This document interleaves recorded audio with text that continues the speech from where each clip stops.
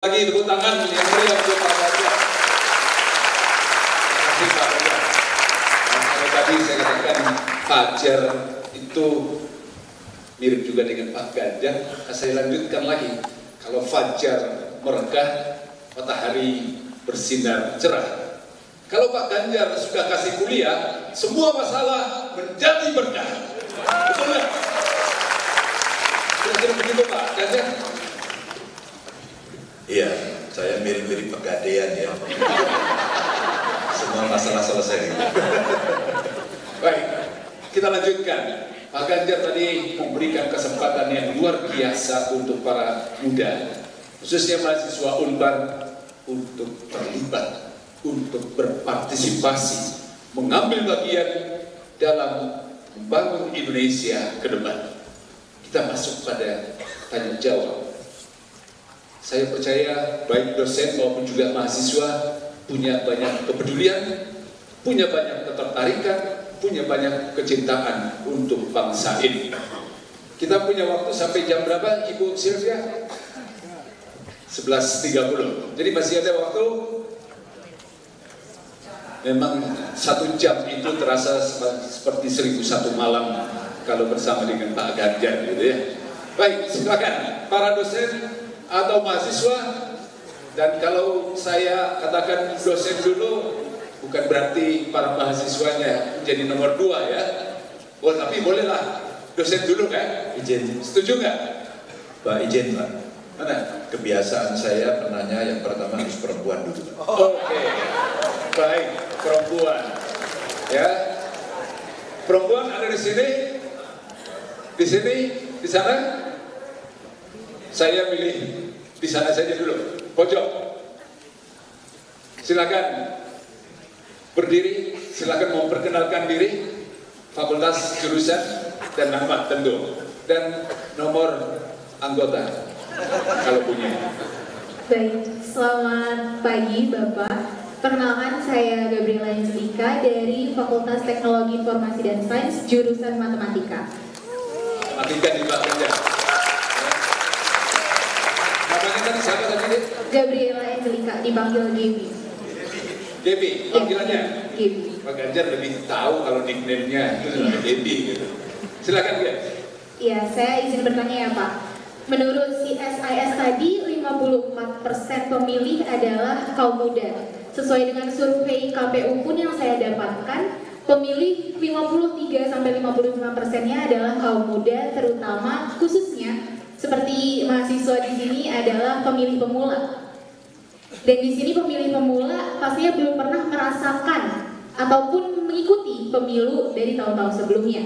Dan di sini kami pun sebagai pemilih pemula tentunya akan merasa rentan terhadap kegiatan perpolitikan yang dirasa kurang sehat, seperti contohnya politik identitas maupun hal lainnya. Pertanyaan saya di sini yang pertama, dari Bapak sendiri bagaimana tanggapan mengenai hal tersebut? Kemudian bagaimanakah pemilihan umum yang sehat dan ideal menurut Bapak Ganjar? Dan yang terakhir, apa yang harus kami lakukan selaku pemilih pemula untuk dapat mengikuti pemilihan umum yang mungkin akan panas pada tahun 2024 nantinya? Sekian dari saya, terima kasih.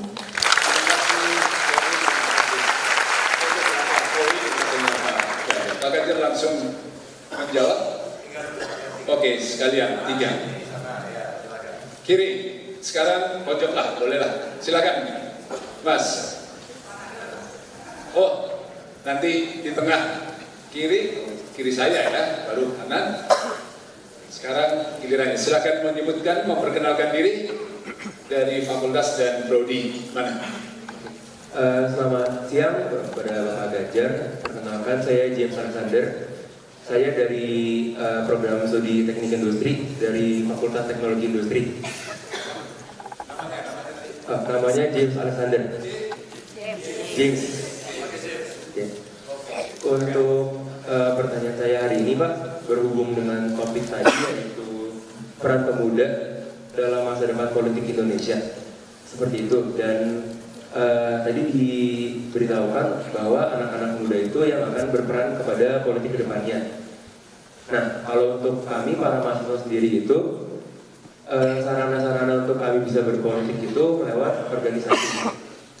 Kemudian saat ini itu dari data dapat dibuktikan bahwa minat dan keinginan mahasiswa untuk berpolitik itu sedang menurun dikarenakan berbagai hal-hal, diantaranya itu adanya kekecewaan dari mahasiswa atas apa yang terjadi dalam perpolitikan Indonesia seperti korupsi, kolusi, dan juga nepotisme.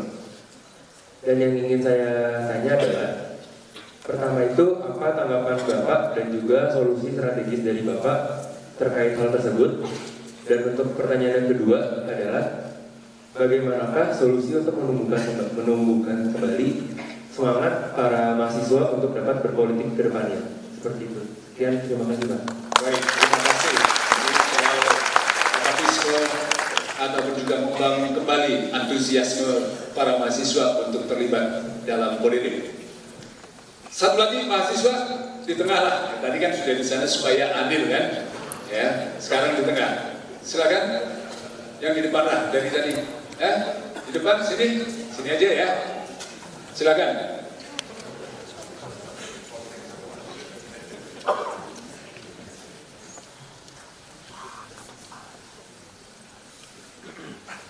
Silakan memperkenalkan diri. Ini kelihatannya aktivis mahasiswa nih. Selamat siang Pak Ganjar. Perkenalkan saya Daniel Saputra Agustian, Senat Mahasiswa Program Studi Teknik Kimia.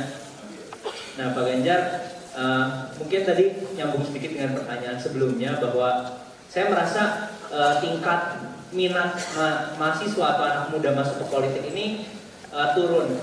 Salah satu yang saya rasakan kenapa adalah karena gini Pak, kalau saya sendiri punya minat untuk masuk ke politik gitu Pak, pengen jadi anggota DPR, DPRD, sama seperti yang saya lakukan di Senat lah, membuat peraturan. Tapi Pak, maaf, uangnya nggak ada Pak, untuk kita bisa kampanye. Kalau kampanye di kampus mungkin 100-200 ribu kami masih punya lah Pak. Tapi kalau untuk kampanye di tingkat nasional ini kan, ya kita tahu ongkosnya sangat mahal. Nah mungkin ada pesan gitu Pak dari Pak Ganjar terkait dengan kami ini yang masih muda-muda yang kemungkinan juga ya uangnya belum ada gitu Pak. Apa nih Pak yang bisa kami lakukan atau caranya seperti apa gitu Pak? Terima kasih. Baik, terima kasih Pak Ganjar. Ya, saya serahkan ke Pak Ganjar. Monggo. Ya, Prof. Tadi politik identitas dan adanya pemilu. Tadi soal antusiasme dan ini soal biaya politik. Oke. Nanti kita 2 sesi, habis ini 1 sesi lagi ya. Setuju Pak. Gaby, ya. Kira-kira dengan politik SARA bagaimana? Maka hari ini kita butuh betul-betul seperti gambar pertama tadi di slide saya sampaikan. Ketika anak muda bertemu, apa yang kalian obrolkan tentang Indonesia? Gaby, terima kasih. Kamu mengingatkan kita semua bahwa kita itu ber-Indonesia. Kita ber-Pancasila. Kamu mengingatkan bersama-sama bahwa Republik ini lahir dari jerih payah pahlawan. Sukunya banyak, agamanya juga banyak, rasnya banyak, ya, dari berbagai daerah. Dan itulah kenapa kita ber-Indonesia. Maka kalau kita sudah bersumpah seperti pemuda pada saat itu, kita bertanah air Indonesia, berbangsa Indonesia, berbahasa Indonesia. Dan kemudian tiba-tiba kita ada yang mengatakan agama saya lebih baik, agamamu tidak.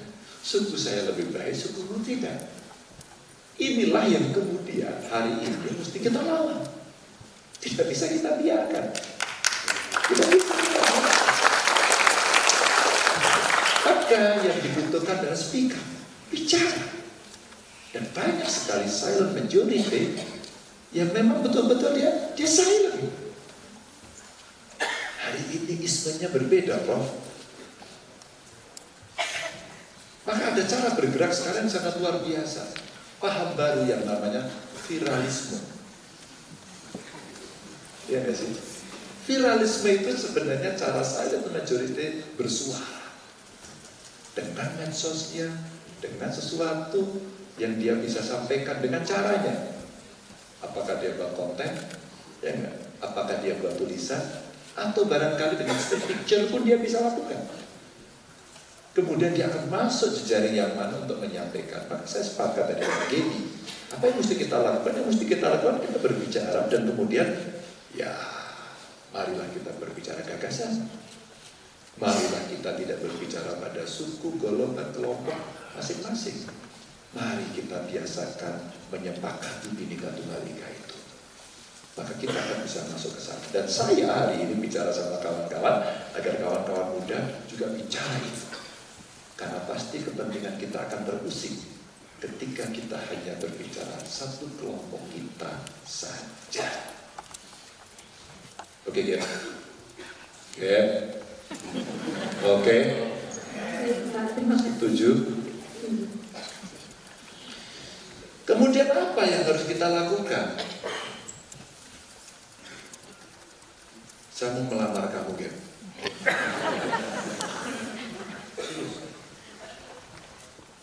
Untuk apa?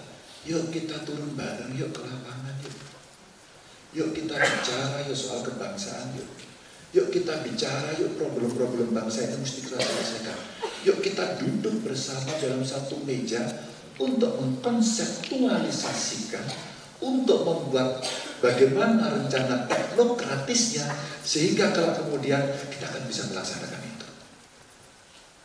Itulah semua ilmu pengetahuan yang kita miliki, kita curahkan. Itulah effort yang kita miliki, kita laksanakan. Itulah komitmen yang kita miliki, kita laksanakan. Gitu kan? Tidak mudah. Saya merayu banyak anak-anak muda, tidak mudah. Tapi alhamdulillah hari ini banyak sekali orang. Mas saya ikut.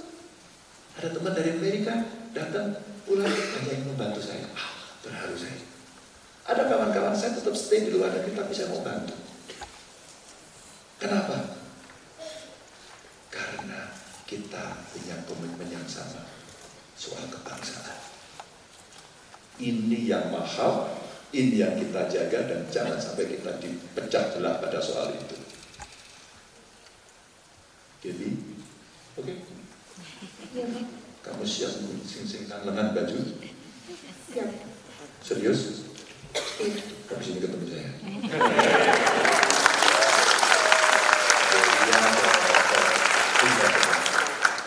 Maaf salah istilah saya melamar Gaby itu untuk betul-betul mengajak. Saya tidak akan menjerumuskan. Mungkin Gaby akan berpikir, oh saya harus mendukung Ganjar. Tidak. Silakan cicipi dulu. Kalau saya pintar buat kue, bro, gak usah beli dulu deh. Kamu icipi dulu. Enak atau enggak? Kalau kamu join, akan saya ajak bagaimana bertemu dengan masyarakat, sekaligus tadi menjawab pertanyaannya James, ya, dan Zainal tadi. Ini agak mirip-mirip gitu ya. Bagaimana kemudian mahasiswa bisa berpolitik gitu. James, kamu yang mana James? Ya, bagaimana kemudian kamu bisa terlibat pada dua pilihan tadi. Ekstrim, kamu masuk partai politik, kamu terlibat di sana. Tidak, kamu bisa pilih dari jalur luar sebagai civil society dan kamu akan berkembang. Aktivis mahasiswa, student government, atau komunitas apapun yang kamu sampaikan, kamu bisa lakukan itu. Anak-anak muda yang gelisah pada sampah kemudian berhimpun diri dengan nama Pandawara. Pernah ada yang dengar? Apa yang dia kerjakan? Bersihin pantai luar biasa. Dia bergelut dengan sampah, baunya minta ampun. Tapi dia lakukan itu dengan baik. Wow, saya angkat tangan. Hebat sekali anak. Idealisme saya pun kemudian terus dia lebih hebat. Dia mau melakukan. Dan dia tahu persoalan itu sulit, maka beberapa waktu yang lalu dia nge-vlog. Hai, saya mau membersihkan pantai. Di mana ya, Bu? Kamu tahu juga ya? Hebat loh. Tapi kamu terlibat nggak? Ya, apa tahu dulu. Tahu itu ada tingkatannya. Tahu, tertarik, pada dia ikut atau tidak ikut, nggak apa-apa. Saya tidak ikut, tapi saya akan berjuang untuk membantu dia. Boleh, partisipasi. Saya ikut, akan gerakkan masuk ke dalam. Ini pilihan-pilihan saja. Maka kemudian bagaimana kita itu terlibat? James, kamu bisa terlibat, bisa ikut masuk pada pilihan-pilihan itu, mana yang kemudian membuat itu nyaman. Begitu ya James. Kalau kamu lebih nyaman masuk dalam sistem atau di luar James? Masuk ke dalam sistem, Pak. Kamu ikut saya lagi.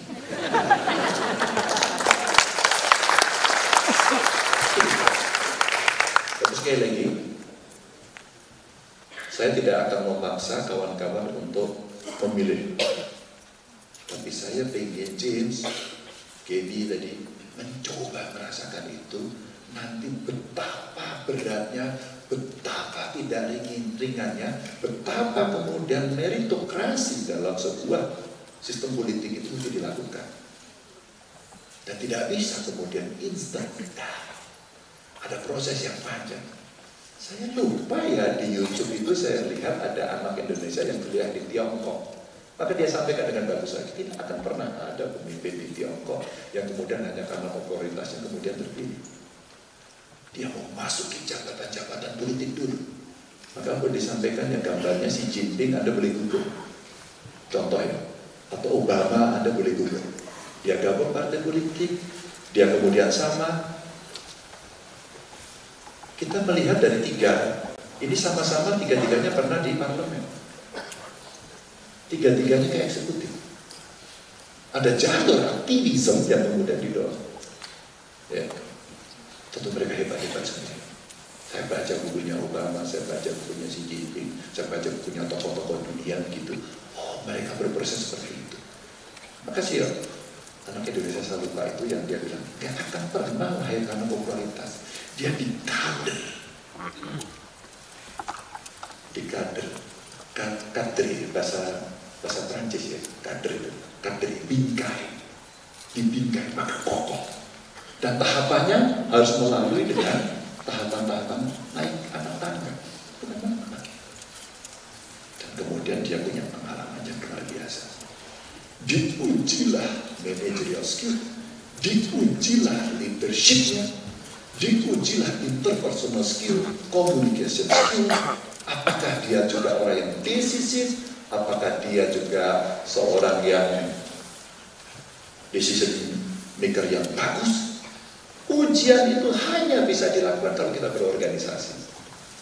Percayalah. Maka kawan-kawan yang aktivis, ya Pak Rektor, kalau ada mahasiswa demo nggak apa-apa, itu lagi belajar kan. Kadang-kadang kalimatnya keras nggak apa-apa, namanya juga belajar. Suatu ketika dia akan tahu, oh iya, mungkin diksi saya lagi seperti ini, aku lagi marah pilihannya ini, tapi mungkin lebih soft ini. Maka bagaimana kemudian kita bisa memilih narasi paling bagus, halus, tapi jelas. Itu butuh keterampilan. Nanti tanya sama gurunya. Dia yang paling ahli gitu ya. Apalagi kalau diplomasi internasional ya. Oh gitu ya. Itu jadi James. Dan masuk politik tapi nggak punya uang. Iya. Siapa tadi? Uang penting, tapi tidak pokok. Maka kenapa saya tadi melamar anak-anak muda untuk ikut berpartisipasi dalam politik? Dia harus partai politik. Tapi seandainya partai politik sebagai pilihan, kamu akan menampaki jalur-jalur tadi. 2000, itu cerita pengalaman ya. Saya tahu 2000. Saya panggil siapa sih? Daniel. Ya.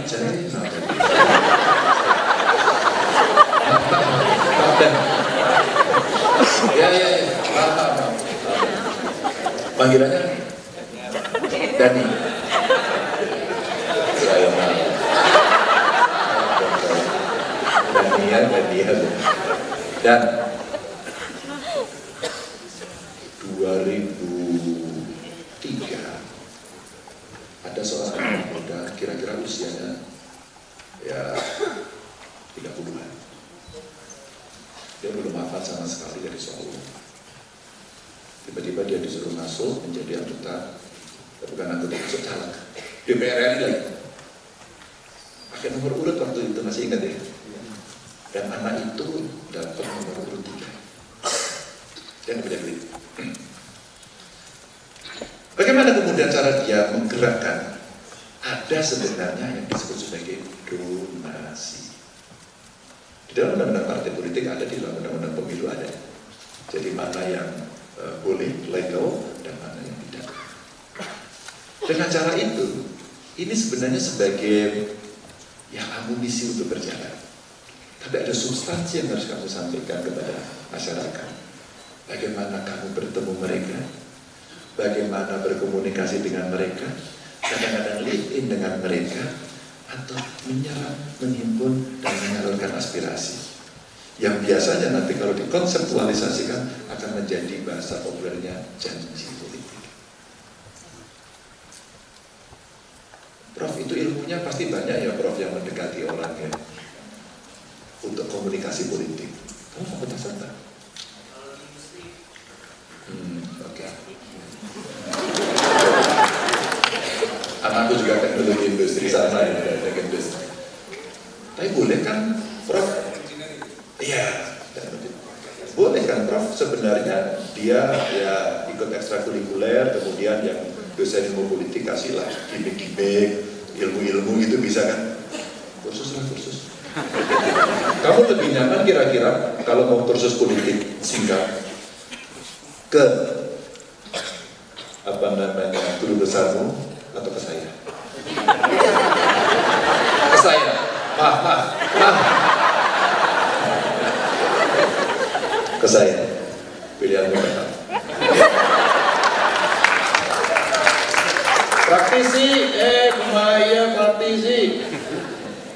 Kenapa milih ke saya? Iya ya apa? Kira-kira kenapa praktisi?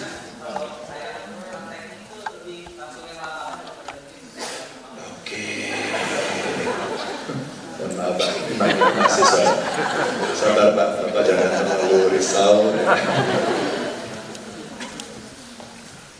Dan pertanyaan ini muncul dari banyak anak muda ke saya. Selalu saja, kamu belajar ini, boleh punya pilihan. Basis pengetahuan, data, amatan, beliaulah juaranya. Tapi praktis mungkin saya. Terbayangkan nggak kalau gurumu dua? Ya kan? Praktisnya ikut saya, pengetahuannya ikut beliau. Maka kamu akan mendapatkan kira-kira jalan menuju kesempurnaan. Menuju aja nggak sempurna sih. Di 2023 itu si anak muda itu mendapatkan nomor urut 3. Dia sudah berusaha keras tapi tidak terpilih. Karena terpilih hanya 2. Lalu yang kedua ini jadi duta besar. Maka anak ini yang dilantik menjadi anggota dewan. Dan dia akan menjadi anggota dewan. Dia menyelesaikan beberapa RUU, ikut aktif dan sebagainya. Anak ini mulai terkenal.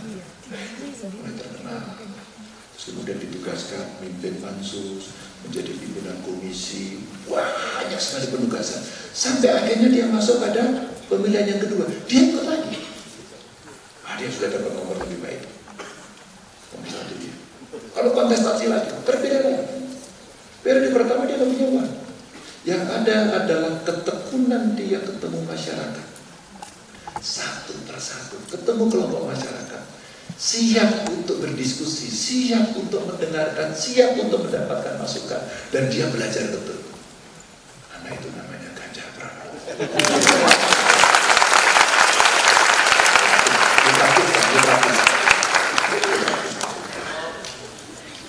Maka live in kepada masyarakat penting. Dan saya diajari sama mahasiswa. Senior saya dulu, ketua Mapala, apalagi Mapala ya, kemana-mana. Teman-teman senior saya di GMNT mengajari masyarakat merasakan apa yang ada. Jadi bagaimana kalau nggak punya duit, kamu mulai sekarang kamu bertemu dengan masyarakat, membangun ketokohan dan kredibel, berintegritas. Pasti masyarakat saya percaya. Sesi kedua, silakan. Terima kasih.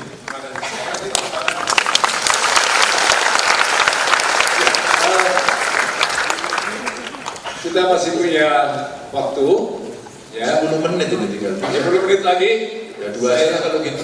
Boleh dosen juga Pak ya? Boleh, Boleh ya? nggak boleh gimana? Juga. Itu Pak, kasihan Pak itu Pak, didukung temen itu. Dukung lagi.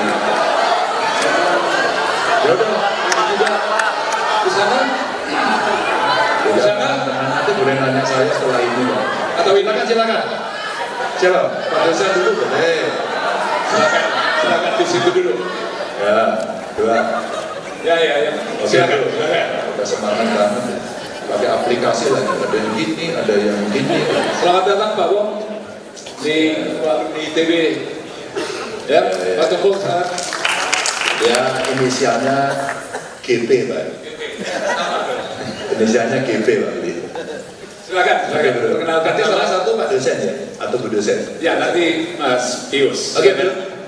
Oke, terima kasih Pak Mangadar untuk waktunya. Selamat pagi, siang Pak Ganjar. Nama saya Deran Christopher, biasa dipanggil Deran, dari Fakultas Ilmu Sosial dan Ilmu Politik Unpas. Darren. Dari jurusan Hubungan Internasional. Dan pertanyaan saya sebetulnya berdasar ketika saya membaca buku yang bilang bahwa demokrasi itu belum tentu sistem yang terbaik. Karena demokrasi merupakan iman negara kepada bangsanya bahwa bangsanya itu bisa membawa negara kepada titik yang lebih baik. Sehingga kalau misalnya negaranya tidak memiliki bangsa yang pintar, demokrasi yang ada pun tidak pintar juga. Gitu. Dan saya melihat bahwa siapapun itu, baik yang di dalam partai maupun di luar partai, di dalam badan eksekutif legislatif maupun di luar, pasti terlibat dalam demokrasi. Bahkan golput pun pilihan demokrasi. Sehingga pertanyaan saya ada dua Pak. Yang pertama, apa yang bisa kami sebagai masyarakat lakukan saat ini untuk mempersiapkan diri kepada pemilihan supaya kami bisa berdemokrasi dengan pintar, gitu, supaya kita nggak terbawa dengan hoax, dengan isu ini itu.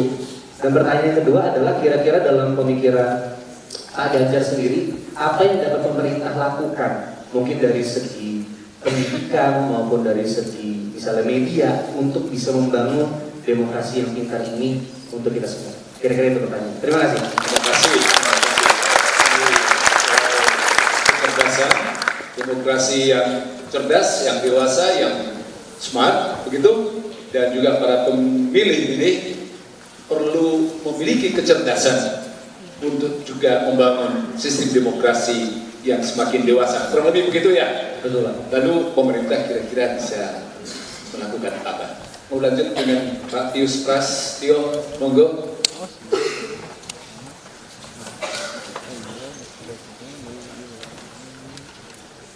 Terima kasih Pak Ganjar.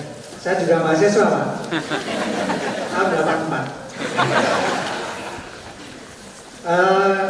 Bukan satu hal yang kebetulan ketika Unpar itu punya concern pada isu kemiskinan, sehingga kita punya preferential option for the poor. Saya pikir ini juga ingin kita salurkan ya, ke Mas Ganjar, Mas ya, biar kita egaliter. Satu hal yang menjadi kegelisahan paling tidak saya, kami lah, bagaimana membangun Indonesia itu ya, wajahnya itu adalah wajah kesenjangan, wajah real. Ketika kita juga bicara tentang keindonesiaan, Indonesia tidak hanya Bandung, Jakarta, Surabaya, Semarang, dan lain sebagainya, tapi Indonesia yang ada di pinggir-pinggir pun itu juga menjadi rakyat dan juga bangsa yang tidak bisa dipisahkan. Oleh karena itu pertanyaan kami Pak, kira-kira bagaimana nanti kalau Bapak ya nanti menjadi presiden ya, kebijakan apa yang bisa ya, kalau mempercepat agak susah, tapi paling nggak langkah yang real berkelanjutan untuk mengurangi gap ini Pak, kesenjangan yang pertama. Yang kedua saya kira konsep Pak Ganjar juga soal korupsi, itu kan menjadi semangatnya, dan kita pun juga semangat soal itu ya, dan semangat dan juga geram tentu saja ketika ya korupsi itu menjadi wajah real juga kita ya, itu kegelisahan kita juga. Apa Pak nanti kira-kira ya, yang kira-kira nembus untuk bisa ya, kalaupun berantas ya mengurangi yang lebih signifikan lagi. Yang ketiga mungkin agak praktis Pak, Bapak nanti pengennya wakil presiden seperti apa Pak?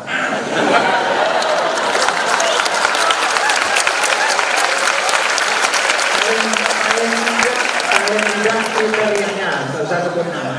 Ya, nanti disebut para meleset kan celaka ya. Tapi juga ya, senangnya laki-laki atau perempuan. Terima kasih.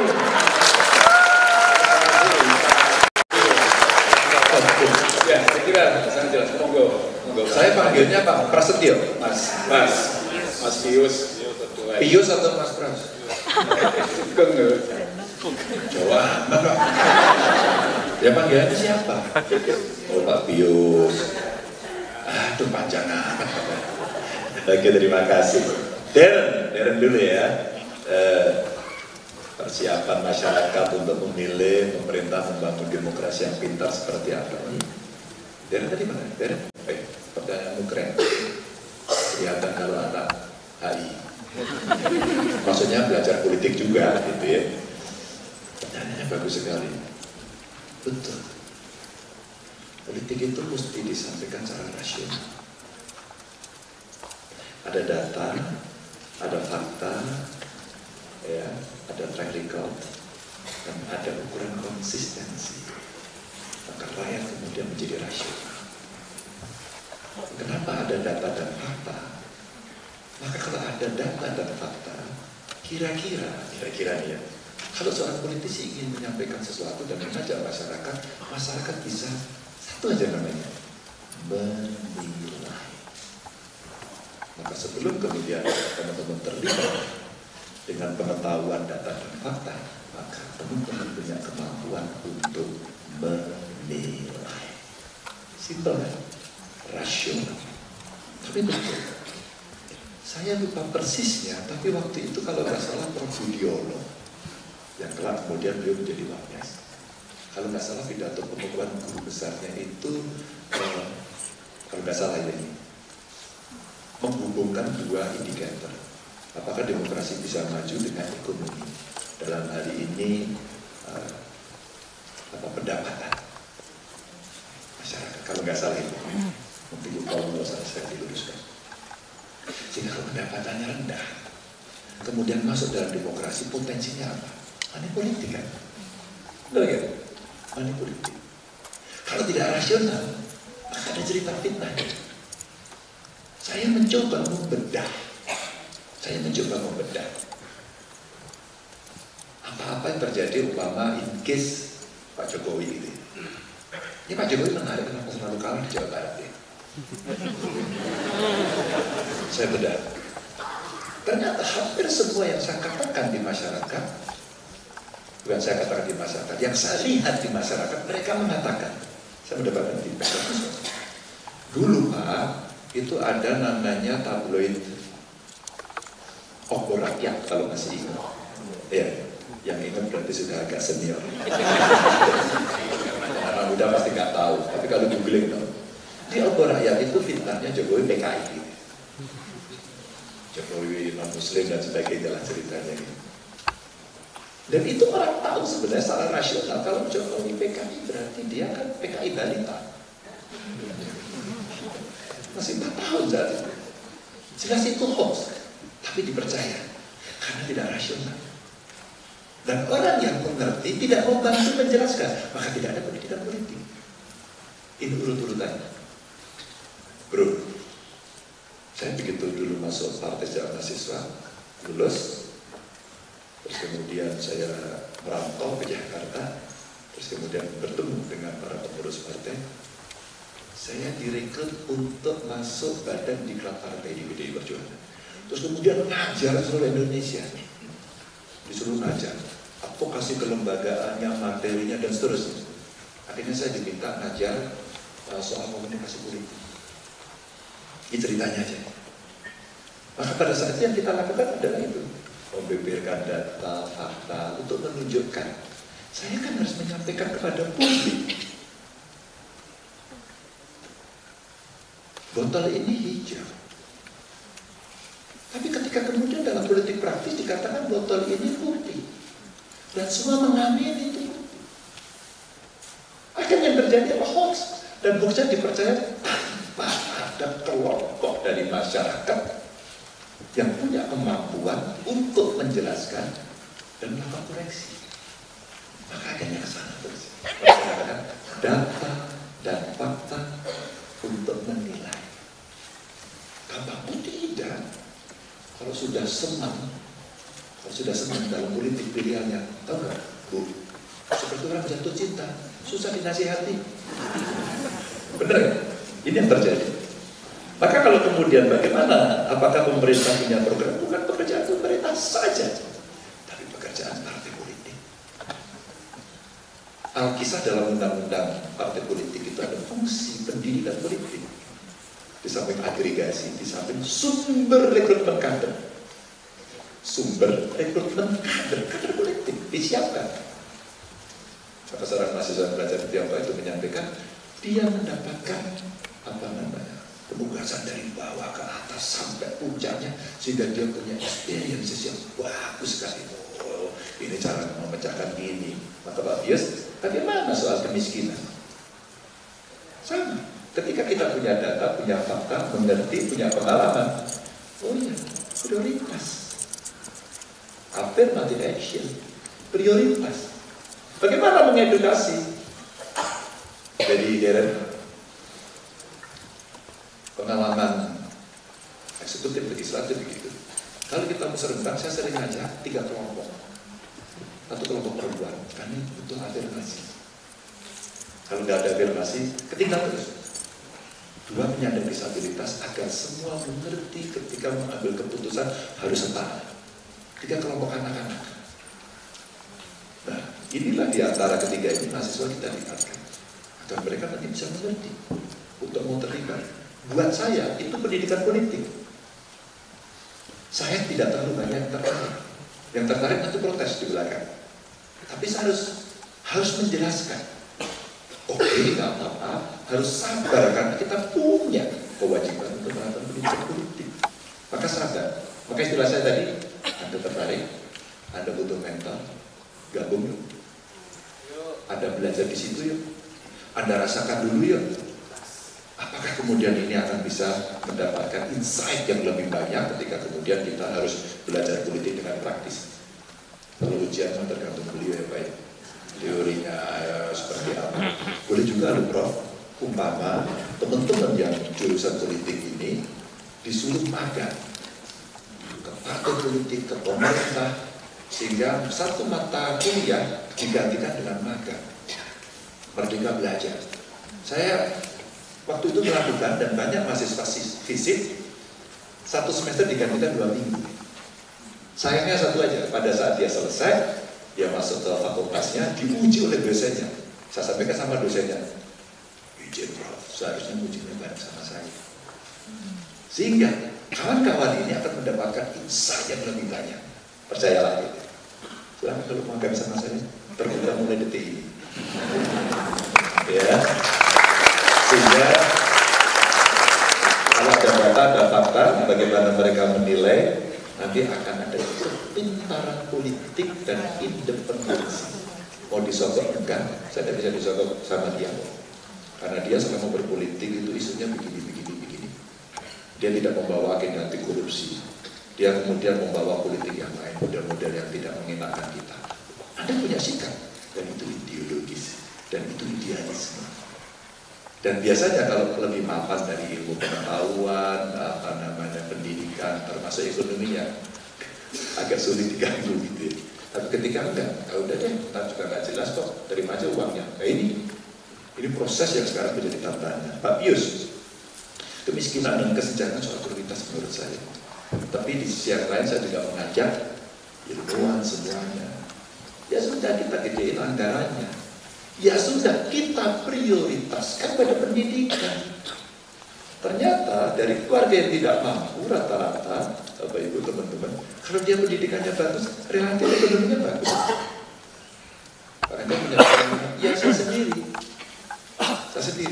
Ketika saya tidak bisa sekolah tinggi, saya hakul yakin kok tidak akan bisa mendapatkan sesuatu yang sekarang kita harapkan. Maka pendidikan menjadi sesuatu yang penting untuk melakukan perubahan besar. Itu kemiskinan.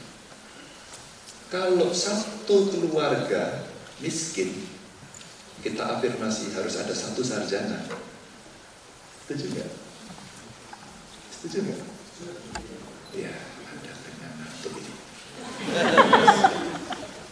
afirmasi untuk keluarga miskin.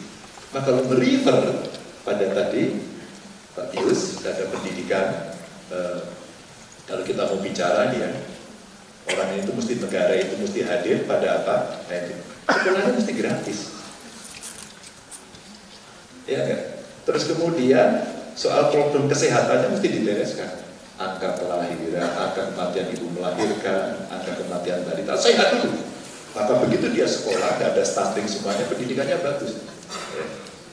Terus kemudian yang kedua, ada internasionalisasi event. Ini biasanya anak muda senang, maka dia mulai bergerak. Itu satu keluarga miskin, satu sarjana, coba kita cek. Dan kita punya LPDP loh Pak, hampir 200 triliun loh. Itu bunganya yang mau dipakai. Terbayangkan nggak kalau itu kemudian kita berikan dan kemudian untuk research, Unpar pasti kita kasih tugas siapa? Ya. Tolong dong Unpar ini jagoannya umpama HI-nya jago ya Pak ya, hebat. Yang lain juga jago sih jago. Arsiteknya, perencanaan wilayahnya jago. Boleh dong, tadi aku lari-lari, kenapa ya masih banyak sampah di sini? Unpar aja kasih tugas. Kalau kan Unpar beres kaca, kasih modal dalam arti investasi untuk meneliti dan sebagainya. Pokoknya Unpar yang menjawab.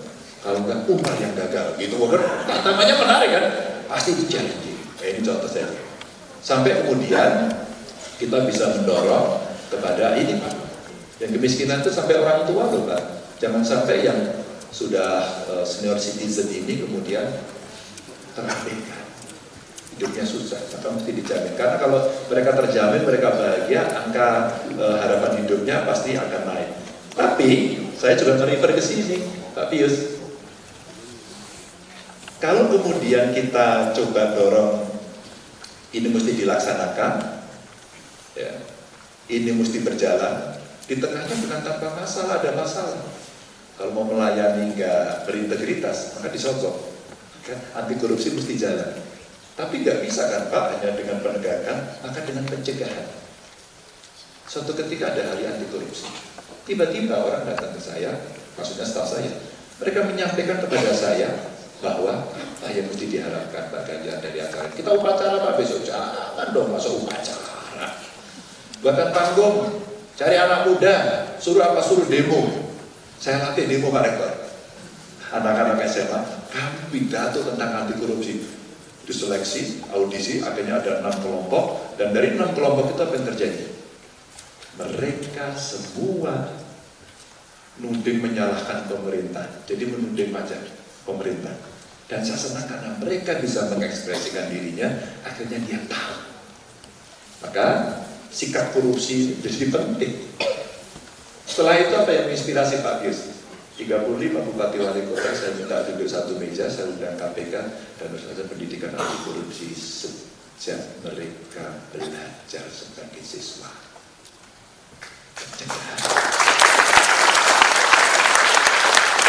Lembaga penegakan hukum yang harus dilakukan dan ini harus menyentuh pada 3 hal. Satu, regulasi, mesti kita atur sudah ada, kelembagaan sudah ada, terakhir aktornya yang sulit. Aktornya yang sulit. Karena kadang sistemnya bagus, lembaganya bagus, aktornya kiri kanan. Akhirnya masyarakat tidak percaya. Terima kasih Pak Pius. Mengingatkan penyakit berat kita, korupsi. Korupsi. Sehingga ketika saya ditanya pada orang, Pak Ganjar sebetulnya jadi gubernur, apa kebanggaan saya satu ketika kemudian saya melihat ada ASN saya dikasih gratifikasi ditolak. Dan dia mengatakan, kami tidak mau menerima itu. Nah, kemudian ini bisa juga dilaksanakan. Terakhir, Pak Pius, itu semua nggak bisa dilaksanakan kalau tidak ada contoh dari pemimpin tertinggi kita. Tidak akan berhasil. Benar-benar menjelaskan. Mohon maaf kalau ada kekurangan. Salam satu keluarga dan teman-teman pasti akan merasakan ini. Saya menunggu di pintu luar siapa yang akan bergabung. Assalamualaikum warahmatullahi wabarakatuh.